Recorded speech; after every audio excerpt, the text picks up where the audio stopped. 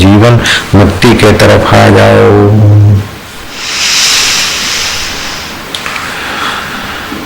श्री राम और भरद्वाज जी मिलते हैं तो भरद्वाज जी राम जी को आदि नारायण स्वरूप मानकर प्रणाम करते हैं, तो राम जी भरद्वाज को ब्राह्मण देवता मानकर प्रणाम करते हैं। राम जी जानते कि भरद्वाज भी मैं ही हूँ और भरद्वाज जानते हैं कि राम जी नारायण का स्वरूप है। तो ये लीला है। तो अपने में जो मिलना है ना कि राम राम राम राम एक दूसरे को सिर झुकाते, उसमें भी ये वेदांत है। राम राम जो रोम रोम में रम रहा है वो तुम्हारे में मेरे में। तो हम आपके हृदय में बसे हुए परमात्मा को प्रणाम करते, आप मेरे हृदय में करते, क्योंकि अपने हृदय में उसी को प्रणाम करे तो अहंकार भी आ सके। मैं अपने आप को प्रणाम करता हूँ। तो ज्ञानी तो अपने आप को प्रणाम कर सकते हैं, लेकिन आम आदमी अपने आप को तो अपने आप में बड़प्पन का अहंकार खतरे से खाली नहीं। इसलिए परस्पर देवो भव, अतिथि देवो भव, आचार्य देवो भव, परस्पर देवो भव। तो ये जो शरीरों के भीतर छुपा देव है, मनों की गहराई में, मतियों की गहराई में छुपा हुआ देव है, उस देव की प्रीति अर्थ जो कर्म करते हैं सेवा भाव से, उसको बोलते निष्काम कर्म। वो योग करा देंगे देव के आनंद से, देव के ज्ञान से, देव के माधुर्य से। जो उससे प्रीति करते हैं, बोले भगवान श्री कृष्ण का दिनचर्या कैसी थी, जो हमारे काम में आए गुरु जी सुनाओ। तो भगवान श्री कृष्ण सुबह नींद में से उठते, कुल्ला कर लेते तुरंत और फिर वहीं बैठ जाते और चिंतन करते कि ये शरीर और ये दृश्य जगत मुझ चैतन्य आत्म सत्ता का खिलवाड़ है। अपने आनंद स्वरूप का, अपने चैतन्य स्वरूप का, अपने सुख स्वरूप का, माधुर्य स्वरूप का चिंतन करते कि श्री कृष्ण नहा धोकर धोती पहनते, अब वो क्या पहन, और मौन होकर जप करते थे, प्राणायाम करते थे, फिर शांत स्वभाव में मूक सत्संग करते थे। तब मौन, श्वास को देखना या अपने जप के अर्थ में लीन होना चाहिए। फिर संकल्प करते कि आज क्या क्या दान करना है, और 13,400 गाय रोज दान करते थे। अच्छी सोने के सींगों में सोना और खुरों में चांदी के कवर डाल, अच्छे वस्त्र पहना कर गाय को, और दूसरे पदार्थ भी दान करते। अब तुम्हारे पास तो ये संभावना नहीं है, तो कृष्ण दूसरा भी दान करते कि लोगों को प्रेम का दान देते, मुस्कान का दान देते, सांत्वना का दान देते। तो आप कम से कम सुबह उठे कि कुछ न कुछ नहीं तो एक मुट्ठी दाना ही डाल दीजिए, किसी बर्तन से निकाल कर किसी खाली बर्तन में डाल दीजिए, पक्षियों के लिए, पशुओं के लिए, दान पुण्य के लिए।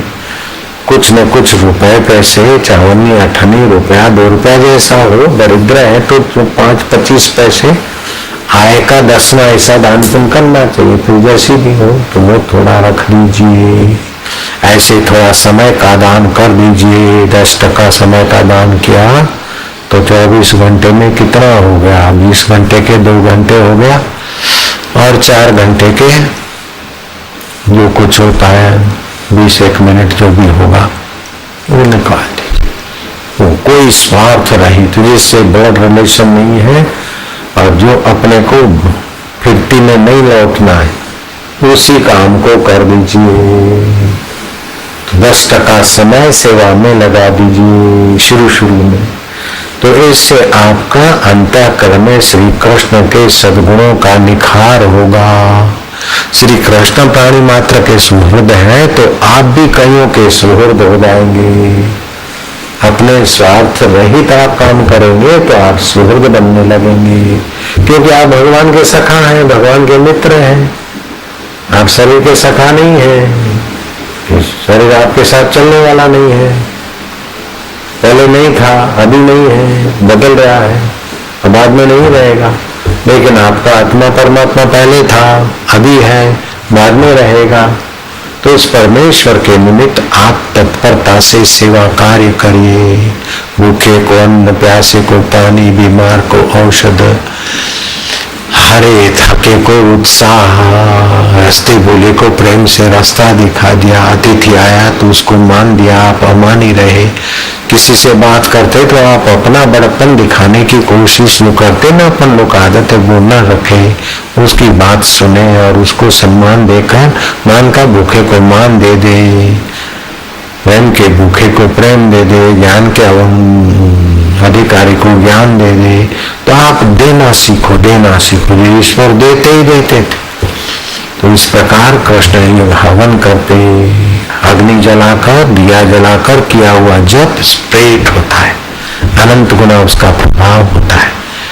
जैसे भूमि में कोई अन्न डालते हैं विधिवत तो 100 गुना हो जाता है, और पानी में कोई वस्तु डालते हैं अथवा होम्योपैथी की दवा क्या है कि 2 बूंद दवा के डाल के और हिलाते हिलाते हिलाते हजारों हजारों हजारों गोलियों को उस दवा के असर के बना देते। तो अन्न को विधि पूर्वक धरती में डालते तो 100 गुने दाने हो जाते हैं, उससे भी कई बार ज्यादा हो सकते, जैसे पेड़ आदि में। और तेल आदि को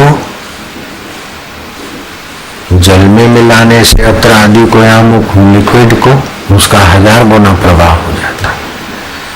लेकिन अग्नि में मिलाने से उसका अनंत गुना प्रभाव हो जाता है। जैसे अब मैं बोल रहा हूं, इसमें एम्पलीफायर के द्वारा मेरी वाणी के साथ अग्नि तत्व मिला दिया गया तो लाखों आदमी सुन सकते हैं, करोड़ों आदमी इस कैसेट के द्वारा मेरा सत्संग सुनेंगे ही, पक्की बात है।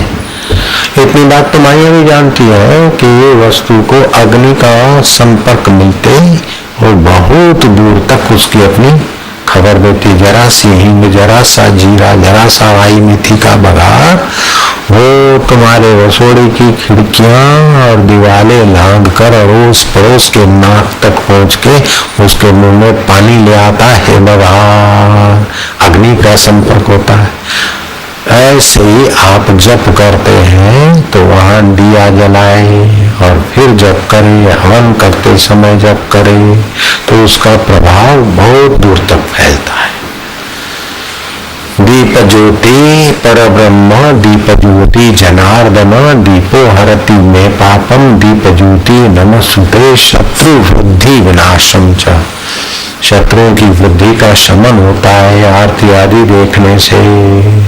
तो अपन लोग जो सत्कर्म करते हैं, कोई शुभ कर्म को जाता है तो आरती करके जाता है, अथवा शुभ कर्म पूरा होता है तो आरती करते हैं, तो इसके पीछे उस शुभ कर्म को कई गुना बनाने की व्यवस्था है। ऐसा नहीं कि भगवान अपन दिया करेंगे तो भगवान के यहाँ थोड़ी लाइट होगी, नहीं तो भगवान बेचारे अंधेरे में कहीं उनको तकलीफ न हो, इसलिए दिया नहीं होता है। तो लोग क्या करते, बल्ब जला देते। बल्ब जलाने से वो मांत्रिक शक्ति का व्यापकता नहीं होगी। बल्ब फैशन के लिए जलाते तो जलाते मंदिरों में अथवा अपने पूजा के घर में, बाकी तो दिया जलना चाहिए। मोमबत्ती कार्बन बनाएगी, हो दिया घी का दिया या तो सरसों के तेल का दिया या तो तिल के दिए का, वो वायु तत्व को हरने वाला होता है। घी का दिया पित्त तत्व को हरने वाला होता है। अभी पित्त प्रकोपित है ये सीजन, वैदराज भी सुन ले, पित्त का इलाज के फलाओं वाली